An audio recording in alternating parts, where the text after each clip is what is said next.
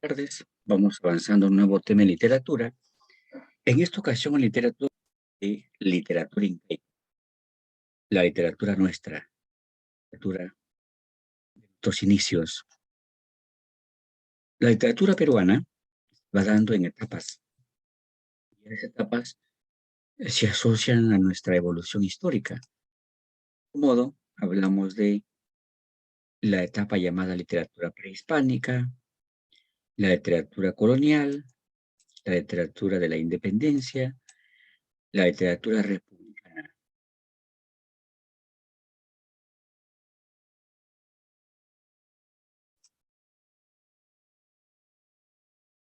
Etapas, ¿no?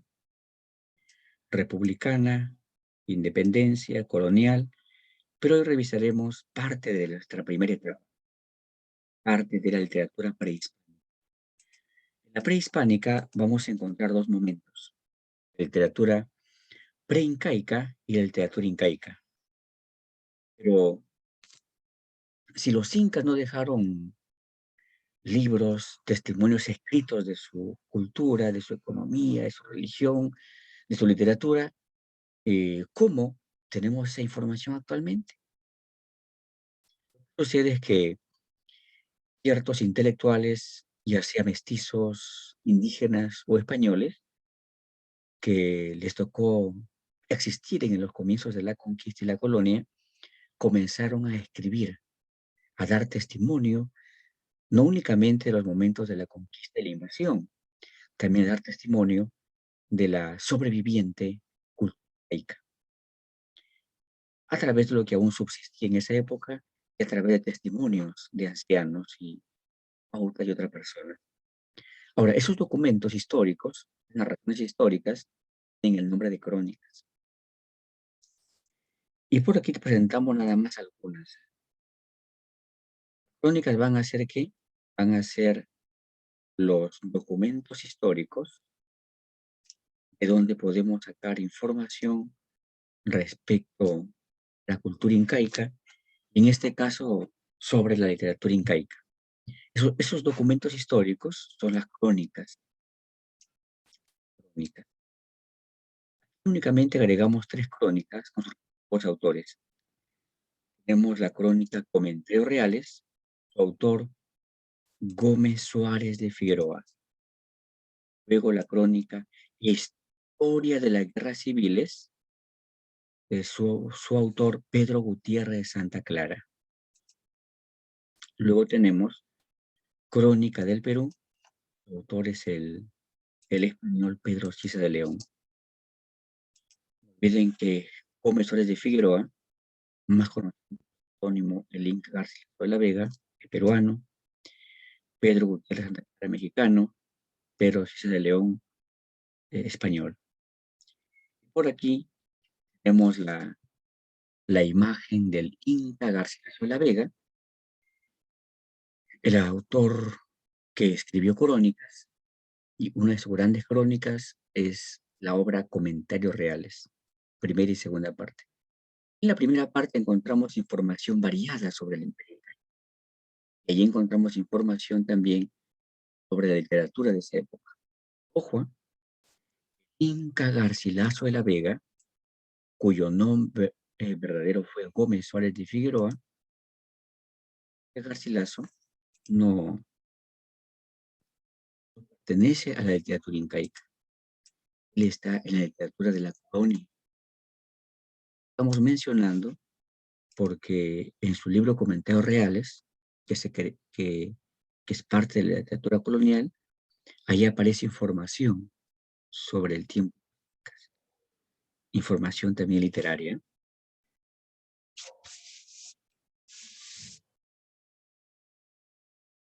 Tenemos un fragmento de Comentarios Reales.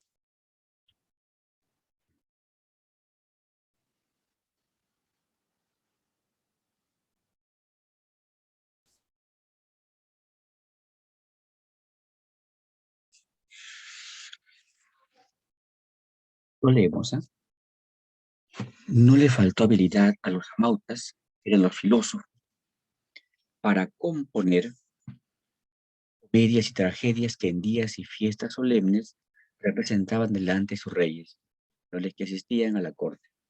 Los representantes no eran viles, sino incas y gente noble, hijos de curacas y los mismos curacas y capitanes, maestros de porque los autos de las tragedias se representasen al propio. Los argumentos siempre eran de hechos militares, de triunfos y victorias, las hazañas y grandezas de los reyes pasados y de otros heroicos varones. Los argumentos de las comedias eran de agricultura, de hacienda, de cosas caseras y familiares. Los representantes, luego que se acababa la comedia, se sentaban en sus lugares conforme su calidad y oficios.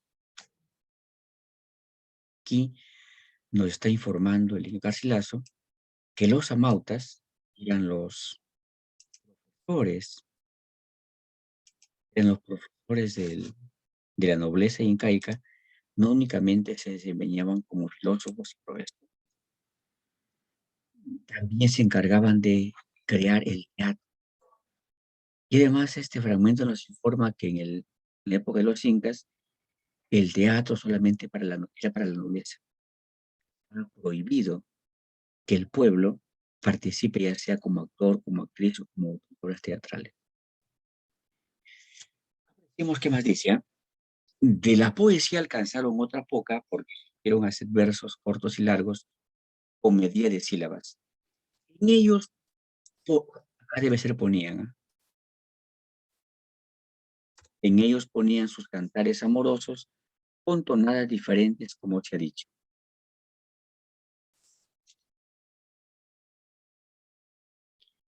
Otras muchas maneras de versos alcanzaron los incas poetas, a los cuales llamaban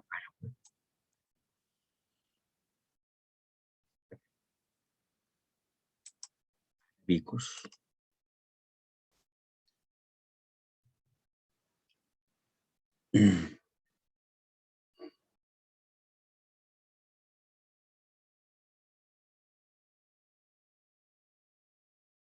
Y los arábicos eran los poetas del pueblo, los amautas, los autores de la nobleza. Eso quiere decir que en esa época la literatura estaba disociada, ¿no? Había una literatura para los poderosos, para la nobleza, y una literatura para el pueblo. Vamos ahora a características de la literatura incaica.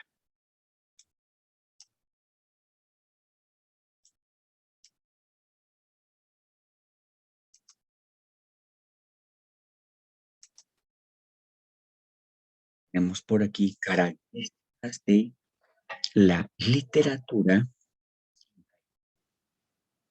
Esa literatura fue anónima. Anónima, anónima. ¿Qué significa anónima? Es que sus autores no se han precisado, ¿eh? Autores desconocidos. Sucede es que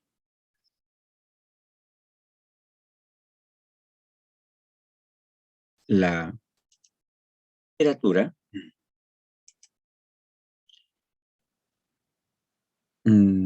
cuando es oral, por lo común, no hay la prioridad de grabar en la memoria a los autores. No hay esa prioridad. Por otra parte, vamos a encontrar que esta literatura responde también a la forma de vida predominante en el Imperio Incaico. El Imperio Incaico no era común la vida en las ciudades. Mayormente se vivía en el campo. Y por eso sus temas, contenidos refieren bastante. En suma, era una literatura campestre. Además, era colectiva. Cuando una cultura no interesa en una cultura de explicar quién fue el autor de lo cual texto, al final la literatura pasa a ser que de dominio social, de quien lo puede aprender y difundir, colectiva, ¿no? Pasa a pertenecer ya a ese pueblo. Además, la literatura, por lo común, va a reflejar la sobre todo va a reflejar la religión predominante en una época. Si uno revisa la literatura actual en el Perú, mayormente muestra elementos cristianos. La religión actual con sus variantes es cristiana en la mayor parte. Y esa época, en el tiempo de los incas, la religión era panteísta, es decir, se adoraba, se veneraba a la naturaleza, con los elementos, el rayo, el sol, la luna, un río, en fin. Y justamente la literatura incaica muestra muchas formas de panteísmo. Además, fue una literatura oral, o sea, se difundía de generación en generación a viva voz, de abuelos a nietos, de padres a hijos, de adultos a menores, de hermanos a hermanos menores, de pueblos a visitantes, literatura oral.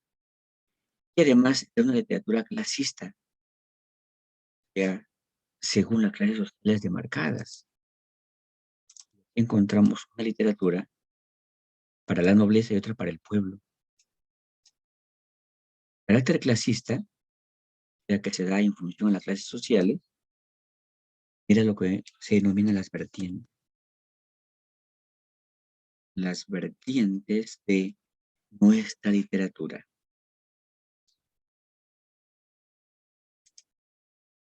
Y encontramos que en el tiempo de los incas se hablaba de una literatura oficial, una literatura para los nobles, una literatura para el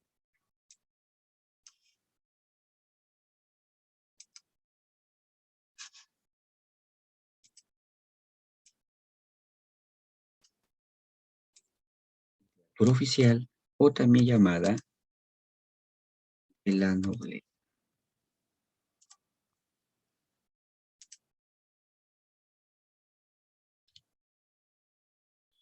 De la literatura oficial hay que precisar sus creadores, sus propósitos, sus manifestaciones.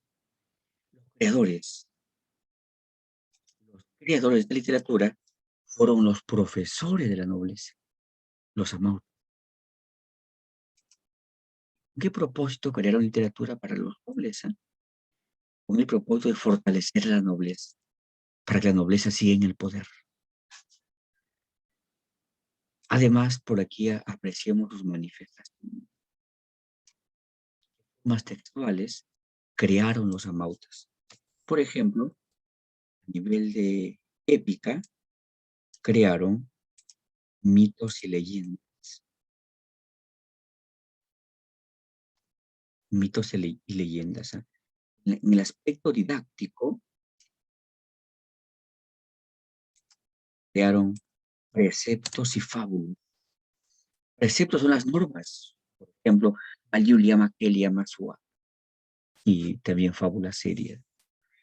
En teatro hubo diversas manifestaciones, ya tragedia, comedia,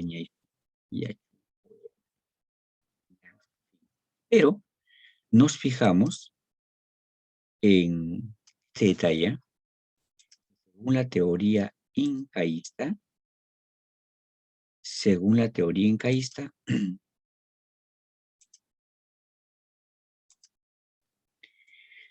según la teoría incaísta, la obra Ollantay es de origen fundamentalmente incaico.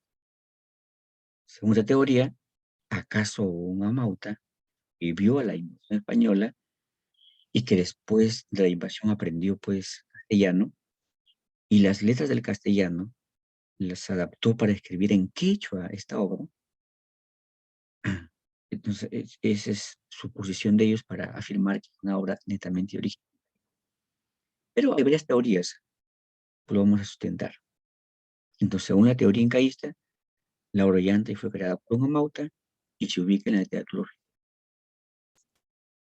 Por aquí vamos comentando algunos relatos míticos.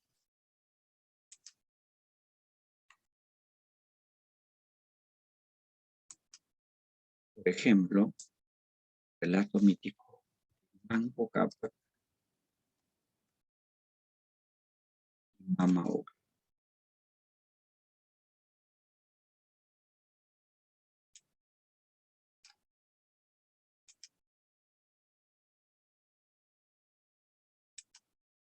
Manco Cápac y Mama Oca. Este relato que nos cuenta que de la Titicaca salieron Manco Cápac y Mama Oglio, que eran hijos del dios Sol. Eran hermanos y a la vez esposos. Y aquí está un tipo de matrimonio que se denomina la endogamia. Endogamia significa matrimonio entre familiares, entre hermanos. Y en el tiempo de los incas consideraba que el matrimonio endogámico debería ser obligatorio dentro de la nobleza de sangre. Para ellos no era dable que alguien de la nobleza de sangre esté pues en amores, en matrimonio, con alguien del pueblo, con alguien de la nobleza de privilegio. ¿Y quién se encargaba de vigilar que se cumpla esto? Sobre todo el rey inca. Él daba el ejemplo, porque como el inca se casaba con su hermana, él daba el ejemplo y también exigía que los de su grupo casen así, como un primo, una prima. De pronto entonces, Manco Cápac y Maulio, que son esposos y hermanos, salen del lago Titicaca, ven que en el entorno que reinaba el salvajismo. Por tanto, ¿qué hace Manco Cápac y Maulio? Orientaron a la gente sobre cómo vestirse, cómo alimentarse, cómo sembrar, cómo criar, en fin. Muy bien, ahora sí, como por nosotros ustedes son algo, porque antes eran salvajes, ahora sí nosotros le vamos a gobernar por siempre. Y encontramos que en una literatura que lleva verdades, lleva mentiras históricas, y si se proyecta al pueblo, es como una información que tiende a qué?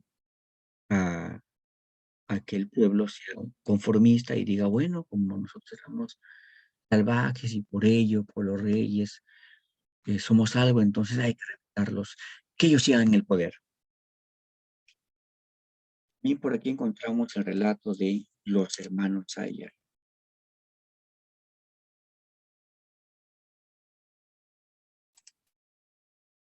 Tenemos también el mito de Huiracocha fue el dios creador. Con ellos, Huiracocha creó todo lo que existe. El mundo, el planeta, el suelo, la planta, el animal.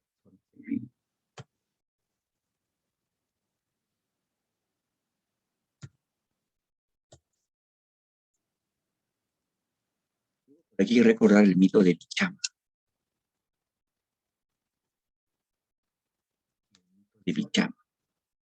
Este relato es tremendamente clasista.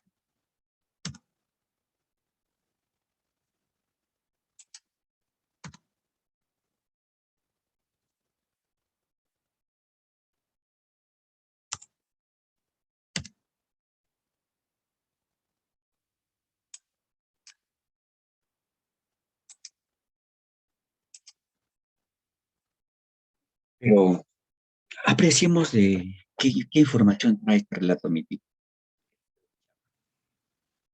Según este mito, Bichama era el dios de la costa peruana y tranquilo hasta que un día dijo, un momento, según mi creador, yo soy dios de la costa peruana, pero no hay seres que me veneren. Por tanto, ¿dios de qué soy? Y cierta mañana se va a la orilla del mar e invoca a su padre, al sol. Padre, padre. Apareció su papá. ¿Qué pasa, hijo? Padre, según tú yo soy dios de la costa peruana, pero nadie me venera. Crea seres que me veneren, que me rindan culto. Mañana muy temprano vienes a la orilla del mar y ahí se dará mi voluntad. Mi chama al siguiente día va a la orilla del mar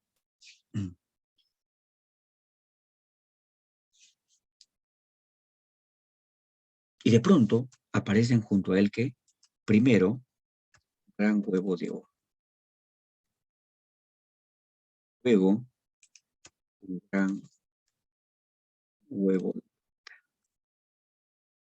Después, gran huevo.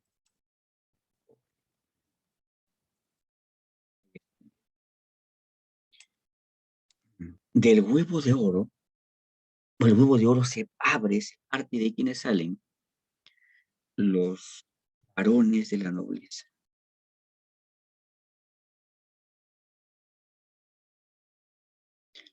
Pues el huevo de plata se abre y de ahí salen las esposas de...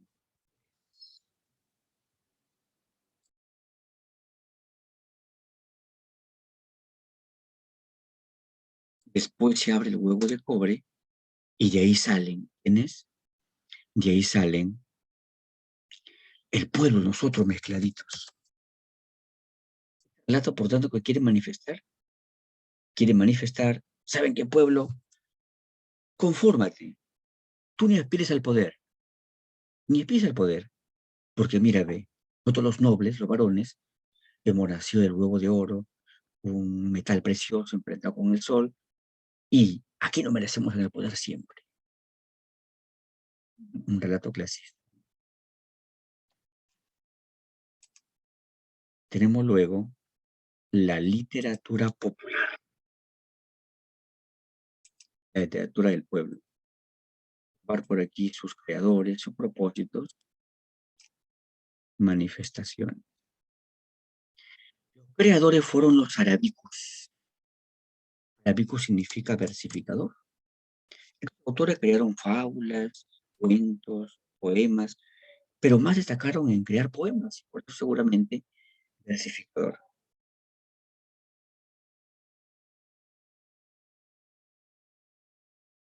¿Qué propósito tuvieron?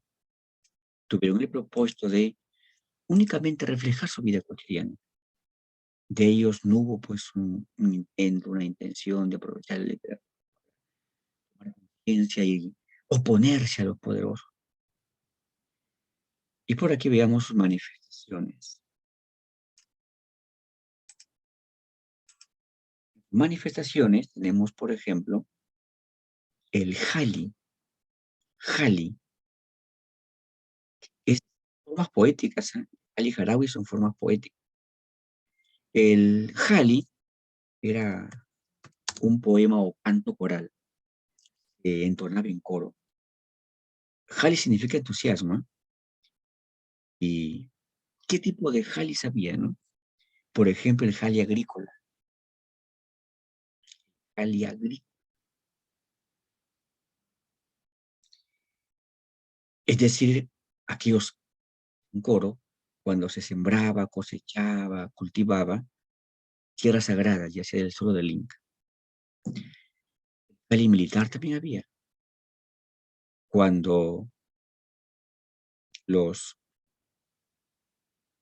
soldados iban a la guerra o regresaban victoriosos, cantaba en coro para animarlos a sus triunfos. También había el Jali religioso, o sea, los cantos en coro a los dioses también, ¿eh? Luego también encontramos el Harawi. Harawi era ya la poesía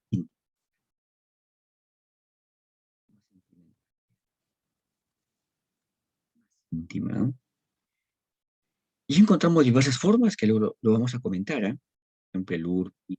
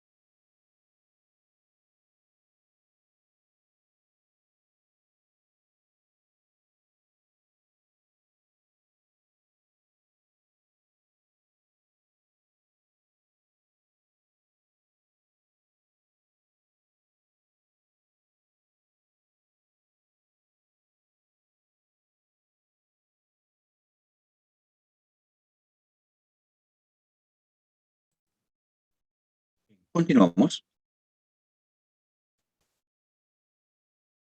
Ahora sí comencemos a explicar, a sustentar por aquí las formas poéticas,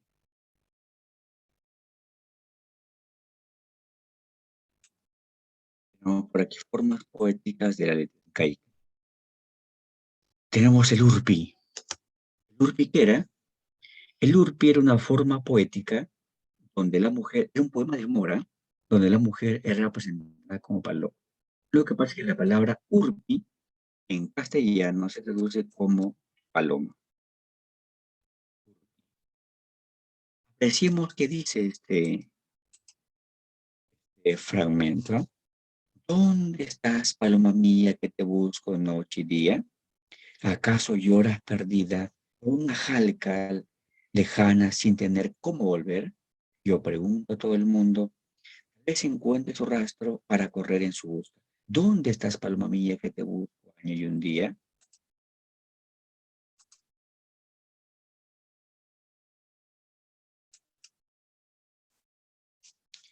Luego tenemos el Aymoray.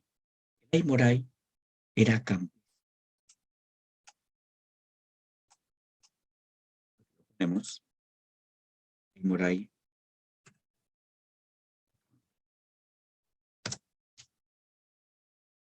Pero sobre todo para reflejar la vida en el campo, siembra, cosechas, en fin, pero del pueblo. A ver, apreciemos qué dice por ahí. Aguacero, aguacerito, mil, no me mojes, que mi poncho es granizada, granizadita, no me granices, mi poncho. Ventarrón, ventarroncito, no me ventees, estoy en hilacha. No olviden que, como el Aranguay era de burla, el Cacharpari era de despedida, tanto de despedida. Si te vas de viaje, pare.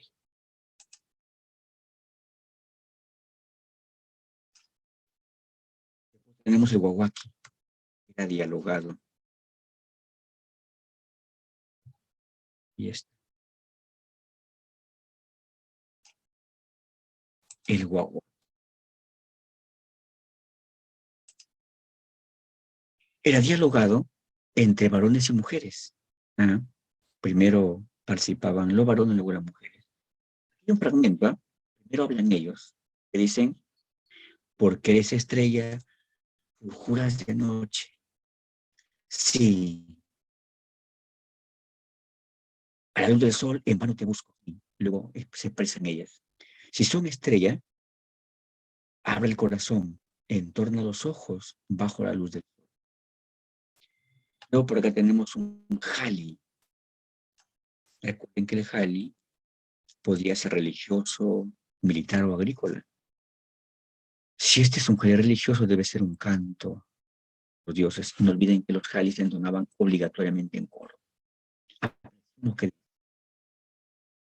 oh, Huiracocha, Señor del universo, oh, escúchame en el alto cielo en donde tal vez moras, en el hondo mar donde tal vez residas, creador del mundo, creador del género humano, Señor de señores. Mis ojos son débiles para mi ansia de verte, el solo deseo de conocerte.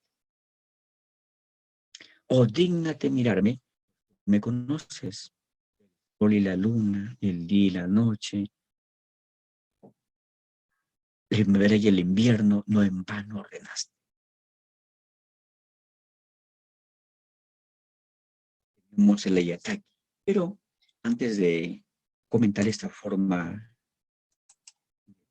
incaica, analicemos etimológicamente la expresión Ayataki. Aya se traduce como muerte. Taki, canción.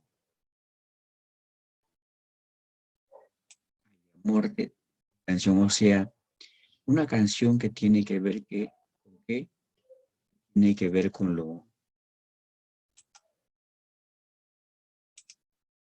muerte de alguien.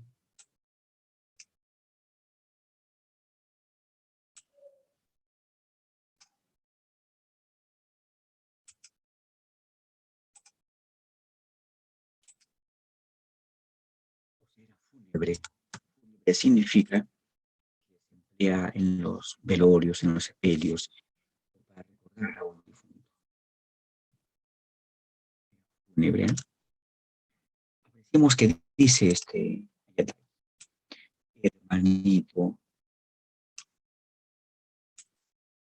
ya volviste al cielo, ahí estarás trabajando a favor de los pobres, hermanito. ¿Dónde estarás ahora? Preocupado por el pueblo, liberando sus cadenas, ayudando a hombres y mujeres todos los días del año. Igual que siempre, nos volveremos a ver en el cielo infinito. Tenemos por aquí el Wakataki. El Wakataki era sobre todo para animales sagrados. Vemos que dice este Wakataki. Una llama quisiera que de oro tuviera el pelo, como el sol. Tenemos por aquí el Jali. El Jali. Y tenemos un Jali militar.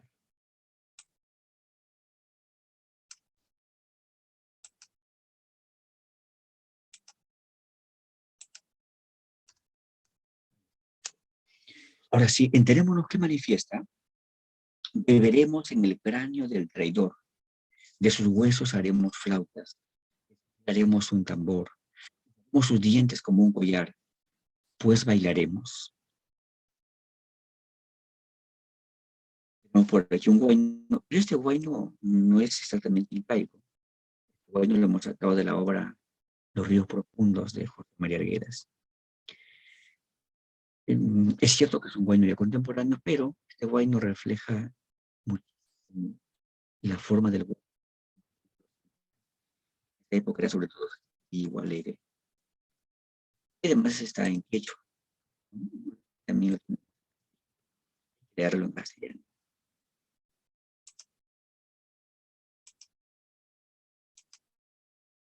El rifle del soldadito había sido de huesos de caco. Por eso, truena inútilmente. No, no, hermano. No es el rifle, es el alma del soldadito de leña inservible. El golpe del salinero estaba cargado con excremento de hielo. Y en vez de pólvora, pero una salinera.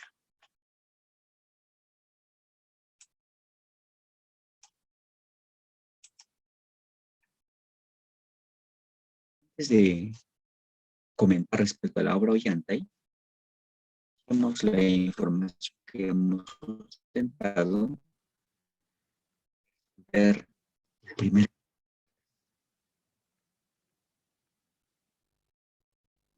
viendo las 5 primeras preguntas. Tenemos ahí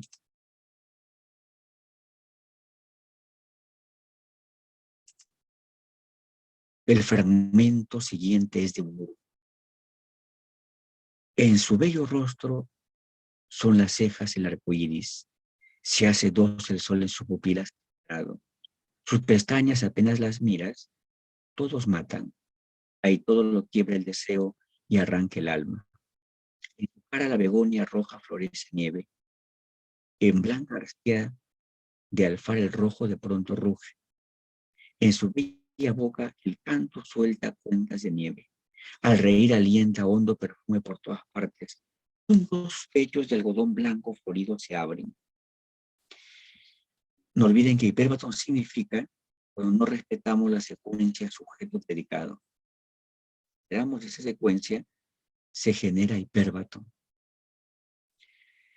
Por ejemplo, acá dice, en su bello rostro son las cejas el arco iris. El orden común debería ser, son las cejas las cejas son el arco iris en su bello rostro. Cambió de orden, no respetó el orden sujeto predicado, eso es hipérbaton. Además, eso es hipérbaton. Además, aquí exagera en el segundo verbo. Dice, que hace dos el sol en sus pupilas. Era.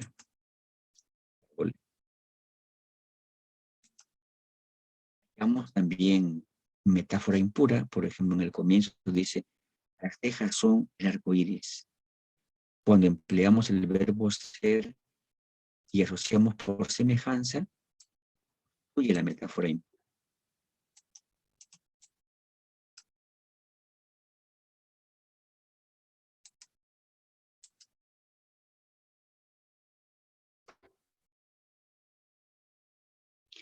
Tenemos luego la complexión. La complexión. Complexión significa que hay anáfora y a la vez epífora. Anáfora significa que se repite en el comienzo. Acá se repite, ve, en,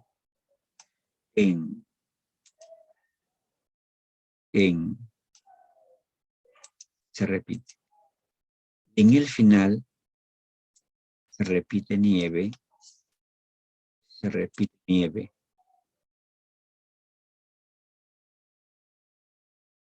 Y está. En nieve se repite nieve. Encontramos anáfora y a la vez epífora, y eso es complexión.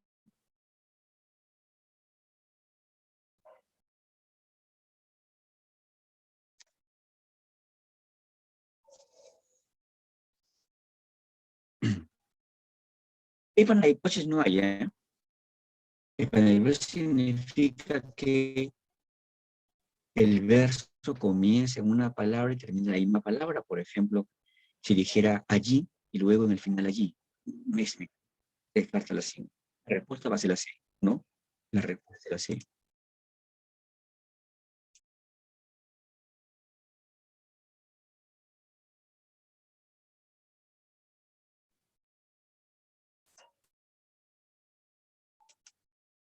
Vamos a la segunda pregunta. Corresponden a la literatura incaica.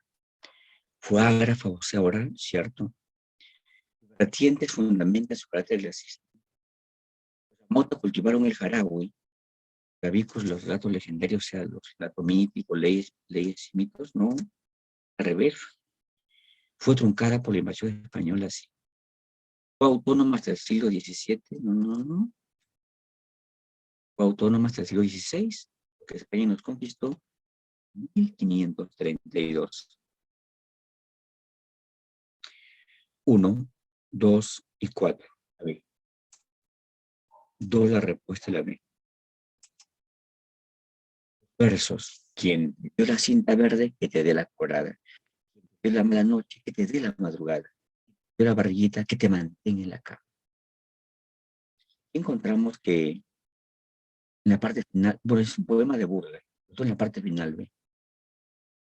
Quien te dio la barriguita como decir quien te embaraza. Miren que el poema de burla era Aranguay.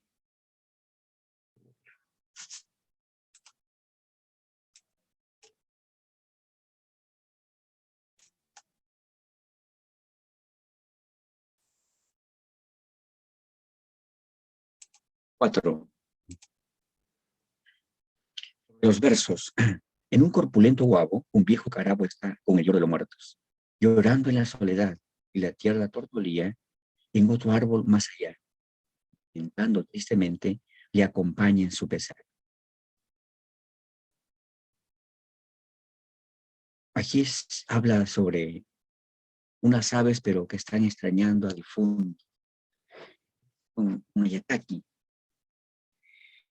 Vamos a observar que aquí aparecen 1, 2, 3, 4, 5, 6, 7 versos. Pero estos 8 versos ponen a una sola oración. La oración comienza en la palabra en y termina en la palabra pesar con el punto final.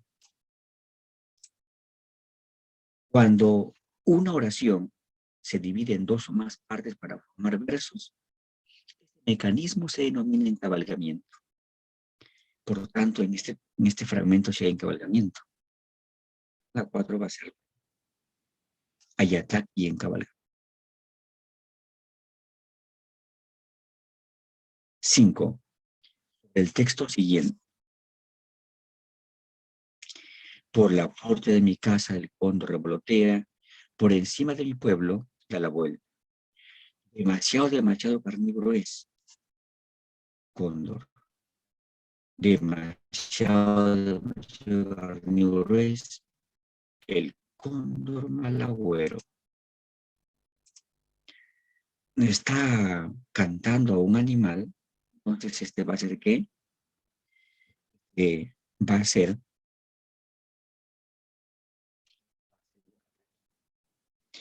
y se repite en el final, ¿ve? La palabra es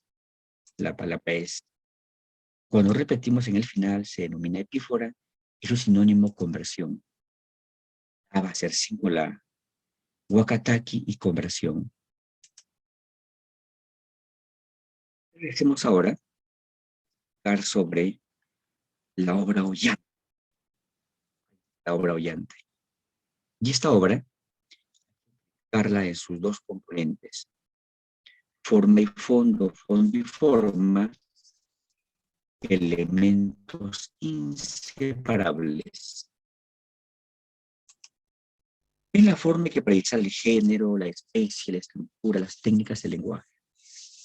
A nivel de género, ¿qué vamos a observar? Vamos a observar que esta obra está organizada en actos, en escenas, en diálogos. Por consiguiente, y además esta obra ha sido creada para ser escenificada, ser representada en un escenario. Cuando una obra cumple esas características, ¿cómo la denominamos? La denominamos dentro del género dramático teatral. Dramático o teatral.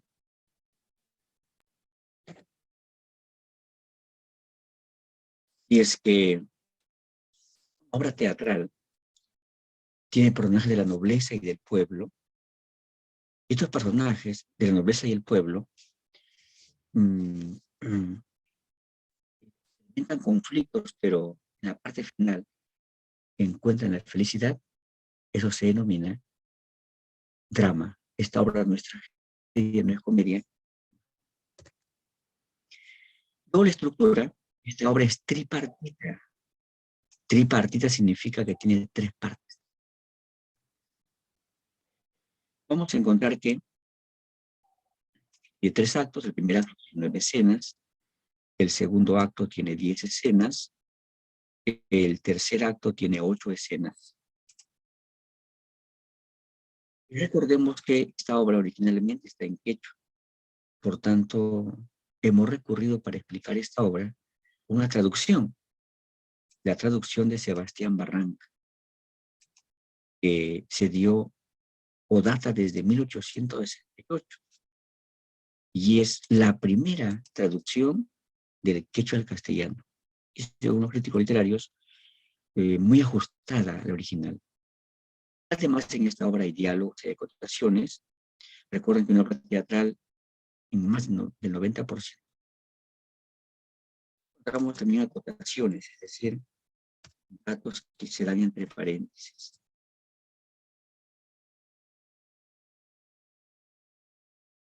Tenemos diversas técnicas, por ejemplo, lo que es el flashback, monólogo, coros, una técnica novedosa, acaso sea un aporte técnico de la obra Ollantay al teatro mundial. Salto temporal extremo. Claro, de una escena a otra escena pueden transcurrir, por lo común, es frecuente que transcurran veces horas, días, unas semanas. Pero en esta obra hay una parte donde una escena a otra ocurren 10 años. Ese es un extremo, ¿no? De una escena a otra pasan 10 años.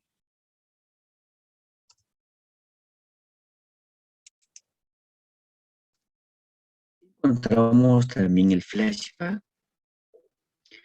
Flashback significa que flashback significa recuerdo breve.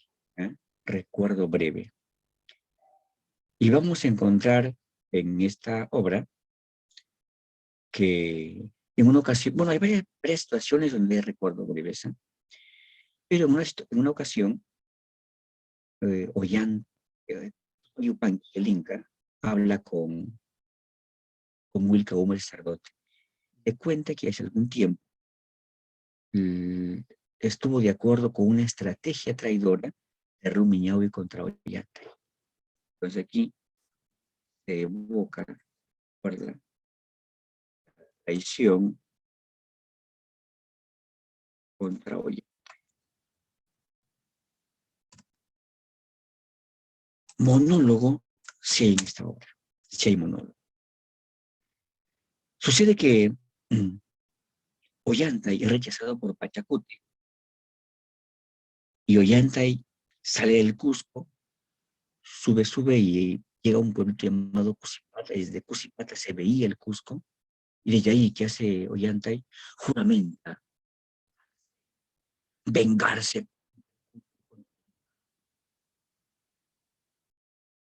Entonces Ollantay habla solo.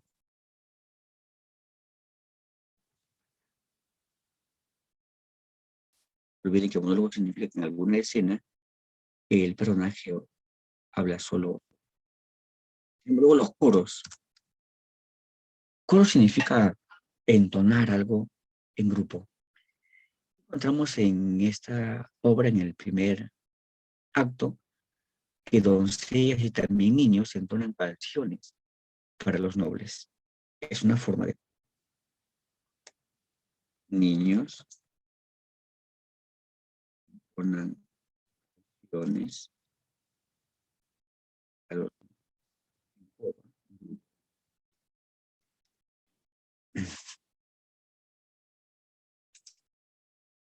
Luego por aquí tenemos el, el lenguaje. Esta obra originalmente está en quechua. Originalmente en quechua. Además, está en verso tradicional, sobre todo octosílabos. De otra manera, versos de 8 sílabas métricas, además la rima sonante. Ahora sí pasemos ya al fondo contenido. Nos concentramos en el fondo o contenido. Fíjate en el tema es un amor que persevera para superar las barreras. Una parejita, una parejita se aman a escondidas. ¿Y por qué? Porque ella es de la nobleza de sangre y él es del pueblo, pero está perteneciendo a la nobleza de privilegio.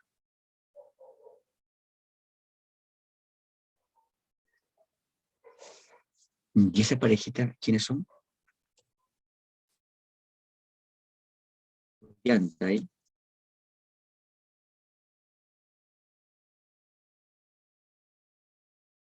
Ollantay y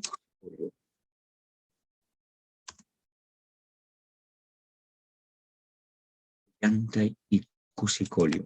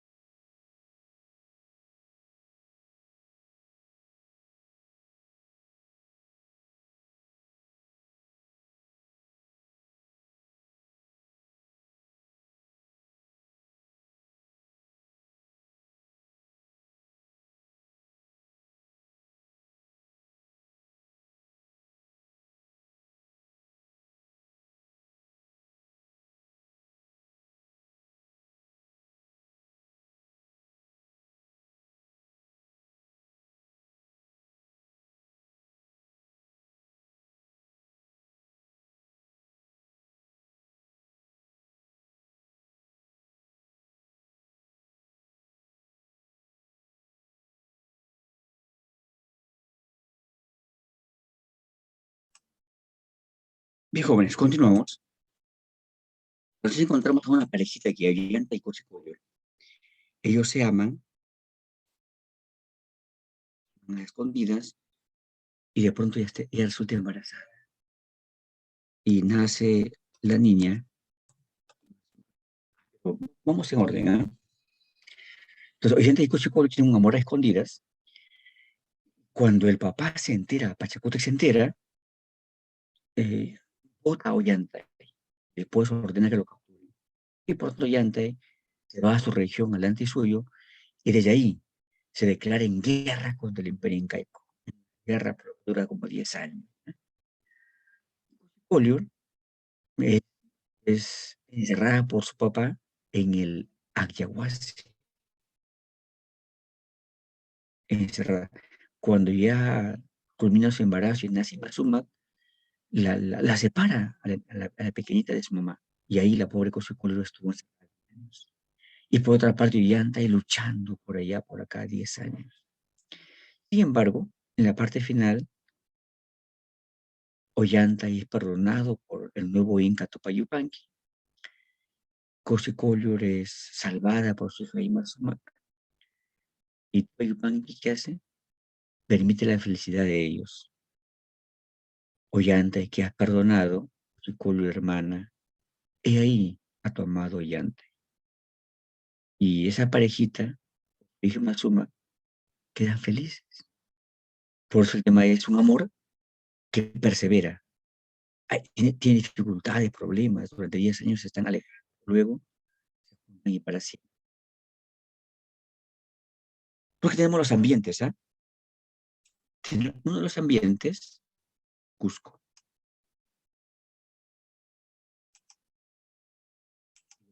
¿Eh?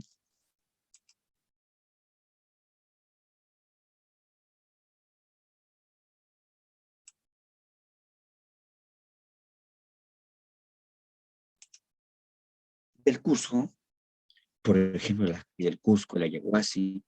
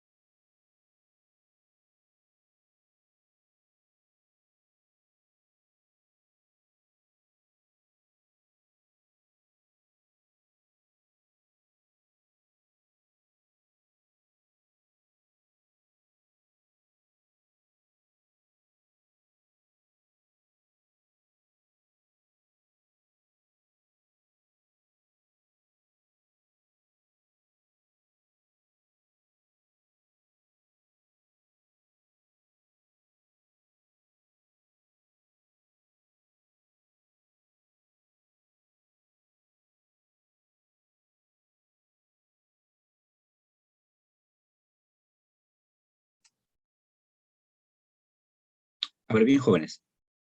A ver, continuamos, ¿ah?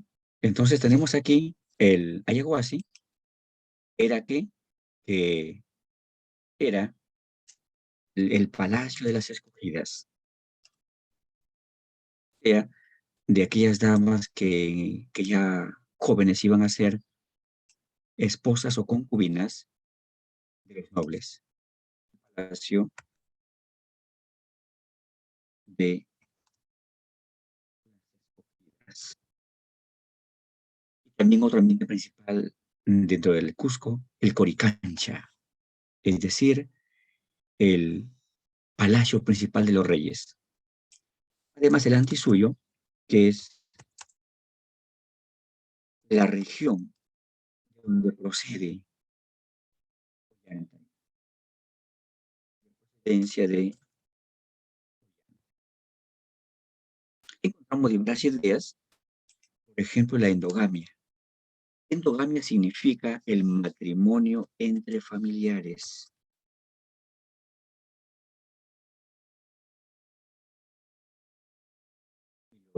Y justamente esta va a ser la causa que lleva a Pachacútec a rechazar a Ollanta. Porque recordemos que en esa época se consideraba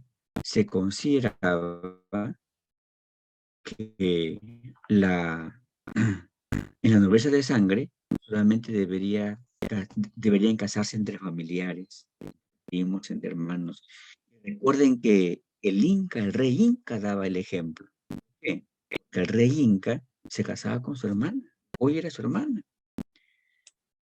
Tanto Pachacútec consideró pues que Ollantay, que era del pueblo, pero ascendido a la clase nobleza de privilegio, no estaba pues, eh, no estaba pues en las condiciones, sobre todo lo que es de linaje, para casarse con su hija. Encontramos también diferencias socioeconómicas, las cuales se pueden evidenciar a través de los personajes. Encontramos, por ejemplo, Ollur, Ollur, que es de la nobleza de sangre.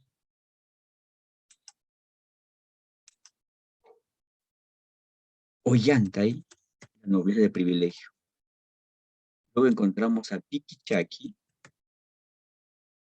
que es del pueblo. Y ahí están las tres clases sociales demarcadas, ¿ve? ¿Ah? Nobleza de sangre, nobleza de privilegio, pueblo. Idolatría significa adoración al sol.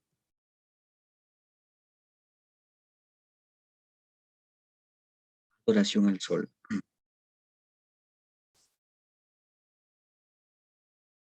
Y lo va a representar sobre todo el sacerdote que aparece en esta obra, o sea, Huilca Uma. El machismo y la imposición paterna lo va a representar a Pachacútec. Al enterarse que su hija está embarazada de un plebeyo, ¿qué hace? Ordena que su hija sea encerrada en el ayahuasca y además la da por muerta. La lleva de viaje a su hija y después regresa y miente que su hija se había caído en un abismo y que ni siquiera pudieron rescatar su cadáver. Y la encierra en el ayahuasca, 10 años encerrada. Y cuando nació la pequeña, su nieta, que hizo Pachacute, ordenó que la separen de su mamá. El perdón lo representa Tupac Yupanqui.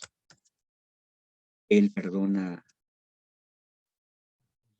por su rebelión y permite pues que sean felices con Cusicoyo, su amada, y con su hija.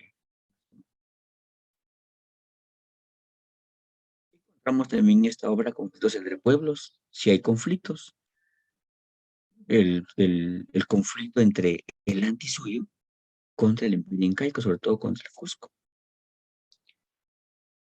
Luego por aquí tenemos las relaciones alcanciales, que significa hechos de oposición o de apoyo que hay entre personajes. Tenemos los apoyantes y los oponentes, y fíjate que Tupac Yupanqui está en ubicación intermedia. Veamos los motivos.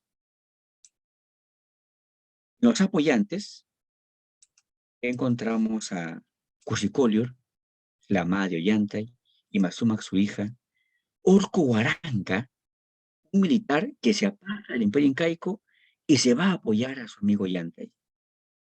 Aquí es el cómico, el bufón y amigo de Ollantay. Los oponentes, por ejemplo, Pachacute, el oponente, Rumiñahui, que mediante una estrategia traidora vence a Ollantay. Y después, cuando el Inca le dice, ¿qué hago ahora si una vez que hemos capturado a Ollantay, qué hago con él? Ordena matarlo. Yupanqui dice, no, lo voy a como el sacerdote. Maca, que era la directora de la Yahuasi, o sea, permitió que ahí esté encerrada como 10 años. Yupanqui está en ubicación intermedia. ¿Por qué? Porque primero fue oponente. Sí, primero se opuso a Ollantay, porque estuvo de acuerdo con Rumiñahui en la estrategia traidora. Sin embargo, en la parte final, cuando ya Ollantay fue capturado, ¿qué hace Yupanqui? Lo perdona y permite feliz con Licolior y con su hija Mazumac. Esta obra es defendida por teorías diversas en su origen, ¿no? Por ejemplo, la tesis incaísta. La tesis incaísta, también llamada quechuista o la tesis hispanista, o también llamada colonial, la tesis ecléctica, denominada intermedia. Veamos acá teoría que fundamenta. Tenemos por aquí la teoría incaísta, quechuista o autóctona. La teoría que manifiesta que la obra Ollantay es de creación netamente. ¿Y en qué se fundamentan ellos? Fundamentan en los siguientes datos. Ellos dicen un momento, señores. Si el contenido de esta obra solamente es incaico, entonces esta obra es incaica. Además, esta obra tiene personajes históricos que de manera objetiva han existido.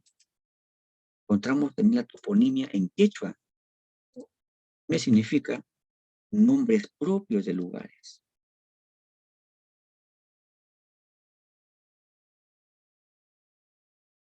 Nombres propios de lugares. Encontramos también en esta obra especies de la poesía incaica. La obra, no olviden, está en quechua. Está en quechua. El autor fue un mestizo o fue un criollo o un español, ¿por qué no lo escribió en castellano? Además encontramos que esta obra tiene técnicas novedosas, algunas, con los que es en Europa, por ejemplo, los saltos temporales largos. En esta obra, desde una escena a otra, transcurren 10 años. ¿Quiénes definen esa teoría? La definen varios. Por ejemplo, Sebastián Barranca, Gabino Pacheco, Vicente Fide López, Jesús Lara, Francisco Pi, Bonchudi, Clemente Marcan. Porque tenemos la teoría hispanista llamada colonial. Lo que dicen, señores, esta obra ha sido escrita por un mestizo o por un español o por un criollo. Se interesó en esa historia sobre Ollanta, la vio interesante, conmovedora, y lo escribe. Pasan para afirmar esto. En la estructura de la obra está organizada tal como los europeos trabajaban su teatro. Señores, también en esta obra hay un personaje gracioso, un cómico, un bufón, a la usanza del teatro europeo, sobre todo español. Señores, en esta obra está el perdón que es cristiano, ¿no? Tanto esta obra ha sido creada por alguien de influencia netamente. Además, esta obra está en verso, una forma de verso que fue muy utilizada por el teatro. ¿Quiénes definen esta teoría? Teo Palma, Mitre, Marcelino Méndez, Raúl Porras. Y luego tenemos la teoría intermedia o ecléctica. Los que manifiestan, ¿saben qué? Esta obra, una obra producto del mestizaje, contenido sobre todo es incaico, forma sobre todo es europea. Por tanto, como la obra existe, es una obra sincrética, producto de la síntesis de dos elementos, el contenido incaico y la forma.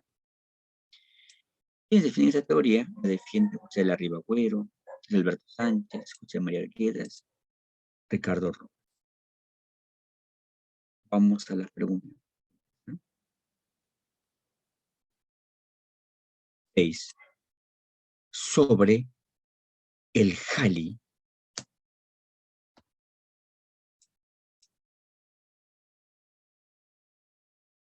Sobre el Jali.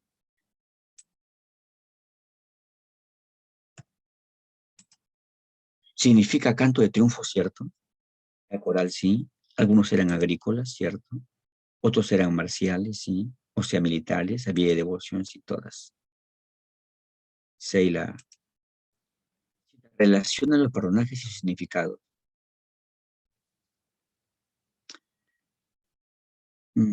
Ichaki, pata de pulga, sí. Uno con la C. Wilca Uma, Wilca sagrado, Uma cabeza, cabeza sagrada. Porque era el en que encabezaba la religión en el imperio.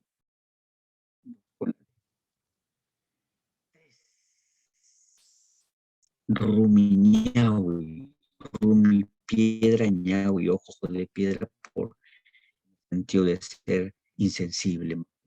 De la 4, Cusicolio, colio estrella, estrella feliz. 4 con la E. 5, y más uma, uma que significa bella, más que, bella, que bella. 5 con la B. Queda por consiguiente 1C, 2D, 3A, 4E y 5.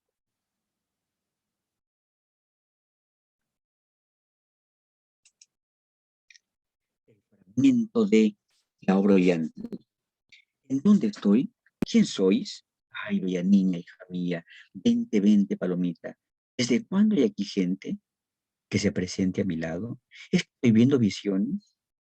¿La sombra, hombres o las nubes me los tapan? ¿Que veo ya la luz? ¿La vida ya he vuelto?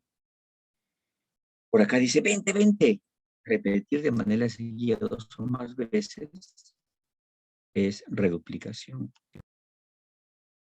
Acá habla de sombra, luego de luz, sombra, luz, antónimos, están forjando antítesis. No olviden que si es un fragmento, la orollanta y en la orollanta los versos son de 8 sílabas. Y hay sinalefas también. Además, aquí está hablando Cusicolio, cuando dice, la niña, vente, vente, palomita, está hablando ahí más suma. Entonces la 8 marca.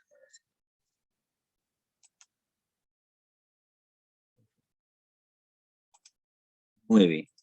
El drama Ollanta se aprecia. El rechazo a las unidades aristotélicas. Sí, porque Aristóteles planteaba que en la obra teatral,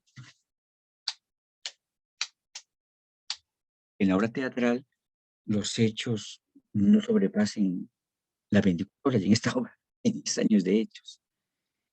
El salto temporal extremo, sí. El desarrollo temporal de abarca 10 años, personajes simbólicos.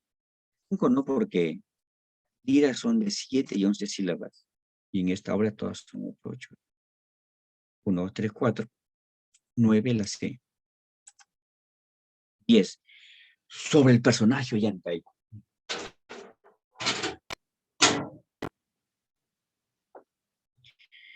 Orco Barranca le puso la majapacha, no. Fue el noble del Antisuyo, un anciano venerable, Ancualinauqui. Venía del Antisuyo Ollanta y sí, designa gobernador del Antisuyo Orco Barranca, sí. Pata jura vengarse contra el Cusco, sí. En el Ayahuasi es guiado por Mama Caca, no, fue guiado por Imazuma para encontrarse con Cusipolior. 2, 3, 4. 10. La respuesta es A. 11.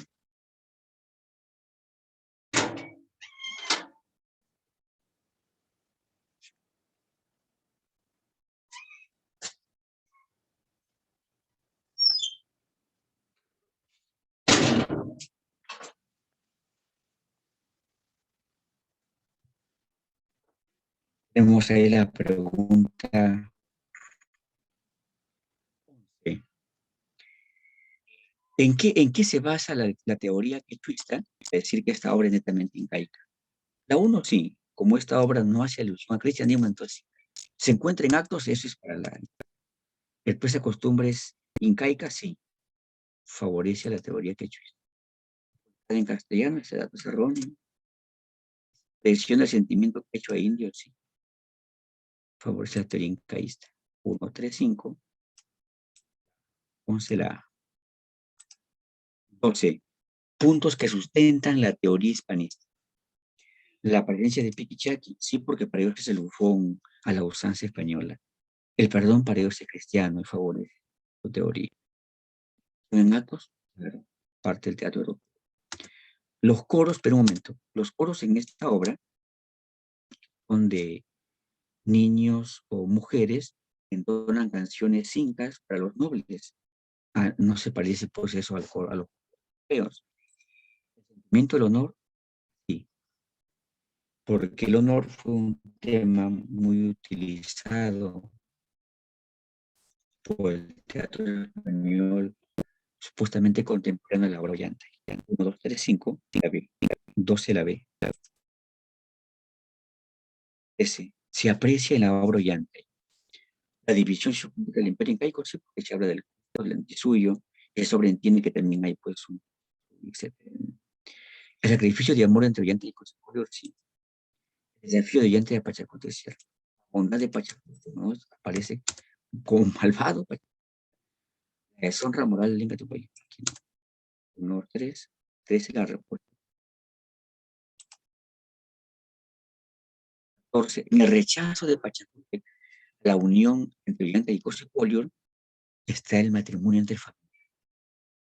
O sea, la endogamia, el matrimonio endogámico. 15. Personaje de esta obra que es fiel, que es fiel. Personaje que significa bonita.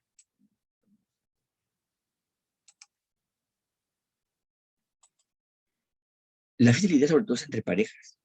Ollantay, estar libre, nunca en la obra se percibe con otra mujer.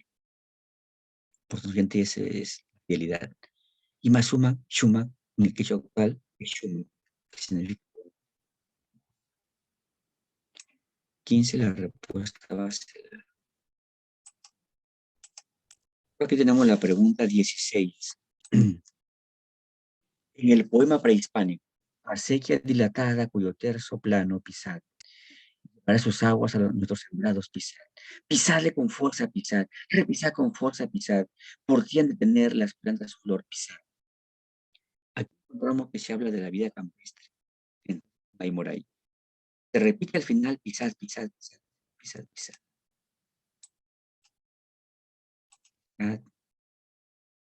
Pisad, pisad, pisad, pisad. No olviden que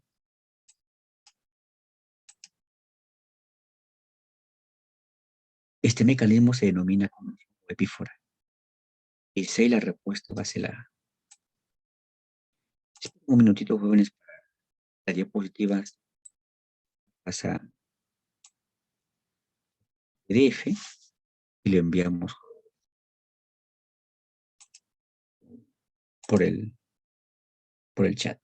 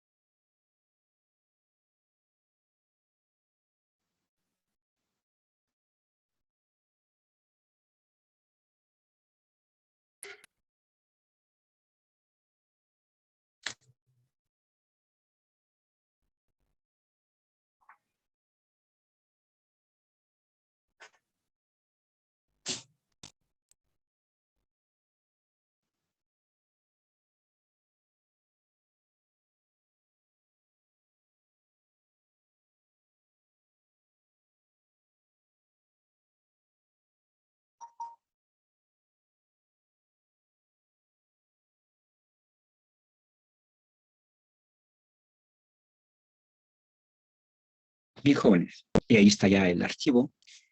Y jóvenes, cuídense mucho. Será hasta el siguiente jueves. Hasta pronto, jóvenes. Cuídense mucho. Luego, profesor. Hasta luego, jóvenes. Hasta luego, profesor. Nos vemos, jóvenes. Bueno, gracias. Luego, jóvenes. Cuídense mucho.